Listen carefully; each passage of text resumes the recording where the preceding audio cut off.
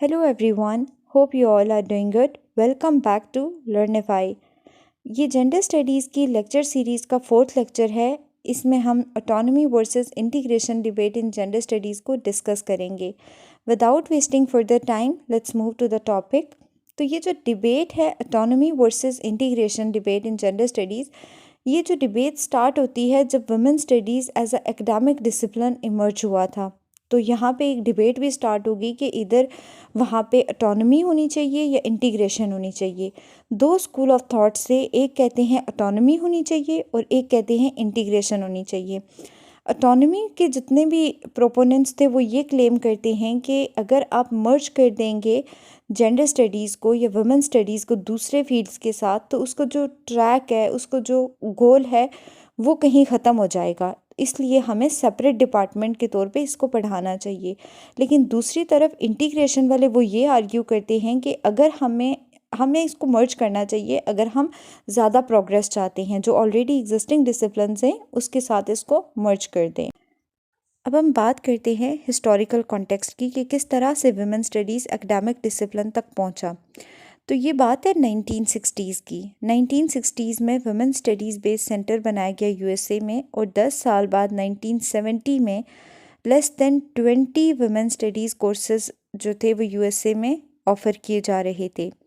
लेकिन 1970 में ऐसा हुआ कि first women studies course approve हुआ था सैन डियागो स्टेट यूनिवर्सिटी में, और ठीक इसके 7 साल बाद 1977 में NWSA बनी थी, national women studies association, America में बनी थी। और इसके ठीक 2 साल के बाद NWSA की फ़र्स्ट मीटिंग कंडक्ट हुई, और उस मीटिंग का ये टाइटल था, is women studies academic discipline और नॉट।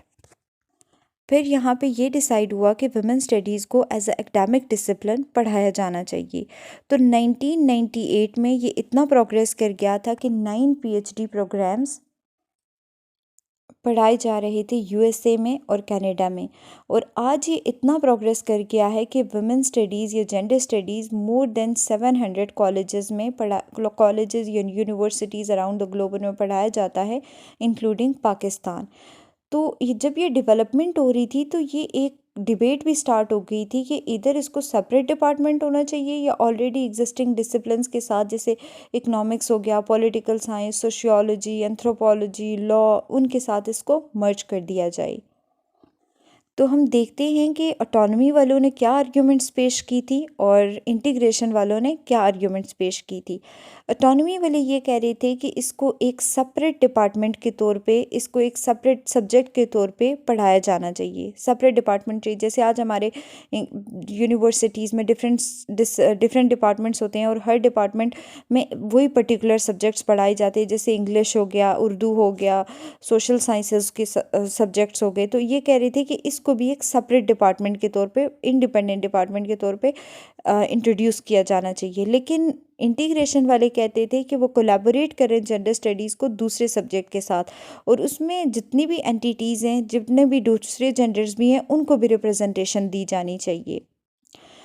ऑटोनॉमी वाले कहते हैं कि फॉर एग्जांपल अगर कोई एक जेंडर है, वो अपने राइट्स की डिमांड करता है, तो वो जो अपने राइट्स के लिए खुद ही इंडिपेंडेंटली स्ट्रगल करेगा। फॉर एग्जांपल अगर एक वुमेन है, उसको राइट्स चाहिए, वो अपने राइट्स के लिए इंडिपेंडेंटली स्ट्रगल करेंगे। लेकिन इंटीग्रेशन वाले कहते थे नहीं, इसकी मेंबरशिप को आप मेल तक भी एक्सटेंड करो, female, transgenders, it talks about everyone. Integration वाले सबको इंक्लूड करते हैं। ऑटोनॉमी वाले कहते हैं कि अगर कोई भी जेंडर है, वो अब उसको कोई राइट्स चाहिए हैं, तो सिर्फ जो उसके मेंबर्स हैं वो उसकी ट्रू रिप्रेजेंटेशन होंगी। फॉर एग्जांपल अगर वुमेन है, वुमेन को अपने राइट्स चाहिए, तो वुमेन ही समझ सकती हैं कि मेरे ये राइट्स हैं, और वुमेन ही उसको उसकी ट्रू रिप्रेजेंटेटिव्स हैं, वो उसको ट्रूली रिप्रेजेंट करेंगे। लेकिन ये कहते हैं इंटीग्रेशन वाले कि वेरियस जो फील्ड्स हैं उन सबको आप इंटरलिंक कर लें जेंडर स्टडीज़ के साथ। ऑटोनॉमी वाले ये कहते हैं कि इंडिपेंडेंट आप इनिशिएटिव्स लें for any field, like health है, एजुकेशन है। लेकिन इंटीग्रेशन वाले कहते हैं कि नहीं, एजुकेशन जो है वो मेन पॉइंट है, वहाँ पे एजुकेशनल रिफॉर्म्स लेके आएँ। ऑटोनॉमी वाले कहते हैं कि अगर आप ऑटोनॉमी देंगे या इंडिपेंडेंट सब्जेक्ट के तौर पे इंट्रोड्यूस करेंगे तो इंडिपेंडेंट डिसीजन मेकिंग होगी, जैसे हायरिंग, बजटिंग वगैरह, ये सारी चीज़ें होंगी। लेकिन दूसरी तरफ इंटीग्रेशन वाले वो ये कहते हैं कि अगर आपने ऑटोनॉमी की तरफ गए तो इस वजह से जो वुमेन स्टडीज़ का एजेंडा है या उसका इम्पैक्ट है वो रिड्यूस हो जाएगा अक्रॉस द इंस्टीट्यूशंस।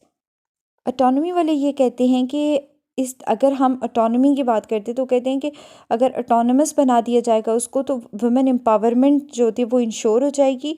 और अगर आप इंटीग्रेट कर देते हैं तो वहाँ पे पट्रियार्की तो उसी तरह रहेगी, क्योंकि आप उसमें मेल को भी ऐड कर रहे हैं, आप बाकी जेंडर्स को भी ऐड कर रहे हैं।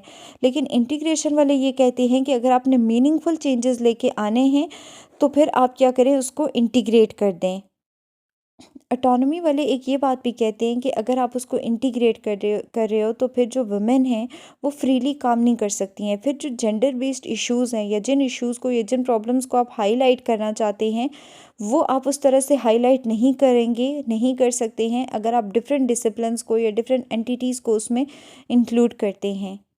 और वो ऑटोनॉमी वाले ये भी कहते हैं कि अगर आप इंटीग्रेट करोगे तो वो अंडरमाइन करेगा जेंडर स्टडीज़ के वर्क को, ये जो फेमिनिस्ट के गोल्स हैं उनको। और इंटीग्रेशन इम्पोज करेगा, बहुत ज़्यादा कॉन्स्टेंट्स इम्पोज करेगा, इसीलिए उसको एक सेपरेट डिसिप्लिन के तौर पे होना चाहिए। इस तरीके से न्यू रिसर्च एंड डेवलपमेंट होगी, नई नॉलेज डेवलप होगी। लेकिन इंटीग्रेशन वाले कहते हैं कि आप अगर उसको ऑलरेडी एग्जिस्टिंग डिसिप्लिन जो कि ऑलरेडी बने हुए हैं उसके साथ आप उसको मर्ज करोगे तो आप ज़्यादा से ज़्यादा बेटर पॉलिसीज़ बना सकते हैं, पॉलिसी मेकर को सही तरीके से कंपेल कर सकते हैं। ऑटोनॉमी वाले ये भी कहते हैं कि अगर आप ऑटोनॉमी नहीं देंगे तो जो आपके ट्रेडिशनल रोल्स वगैरह हैं, जो मेथड्स यूज़ हो रहे हैं, आप उनको वुमेन सेंट्रिक डायरेक्शंस में नहीं ला सकते हैं। अगर आप दूसरे डिसिप्लिन्स को ऐड करेंगे तो जो वुमेन स्टडीज़ का कॉन्टेक्स्ट है उसको आप टोटली इग्नोर कर देंगे। अब देखते हैं कि एडवांटेजेस क्या होंगे सेपरेट वुमेन स्टडीज़ डिपार्टमेंट के। तो जीन्स फॉक्स वो कहती हैं कि जो अगर दोनों डिसिप्लिन्स, अगर किसी डिसिप्लिन के साथ आप मर्ज करते हैं जेंडर स्टडीज़ को, सपोज इकोनॉमिक्स के साथ करते हैं, तो दोनों इंटरडिसिप्लिनरी फील्ड हैं। वुमेन स्टडीज़ और जेंडर स्टडीज़ की उनकी अपनी सब ब्रांचेस हैं। तो फिर आप ऐसे कैसे दो फील्ड्स को किसी और के साथ मर्ज कर सकते हैं जिसकी अपनी और फर्दर ब्रांचेस हैं, फर्दर सब फील्ड्स हैं। इसी तरह सेंड्रा एंड ग्लोरा बाउल्स कहती हैं कि वुमेन स्टडीज़ एक सेपरेट एंड इंडिपेंडेंट सब्जेक्ट है और इसको आपको इंटीग्रेट नहीं करना चाहिए दूसरे सब्जेक्ट्स के साथ। हालांकि अगर हम बात करें तो वुमेन स्टडीज़ और जेंडर स्टडीज़ पे जो debate autonomy versus integration start हुई थी तो पहले ये वुमेन स्टडीज़ पे स्टार्ट हुई थी, क्योंकि स्टार्ट में जेंडर का उस तरह से कॉन्सेप्ट नहीं था। वुमेन स्टडीज़ का ज़्यादा कॉन्सेप्ट था कि उसको सेपरेट डिपार्टमेंट होना चाहिए या नहीं। बाद में ये चेंज हो गया था, किसमें एंटर हो गया था, जेंडर स्टडीज़ में।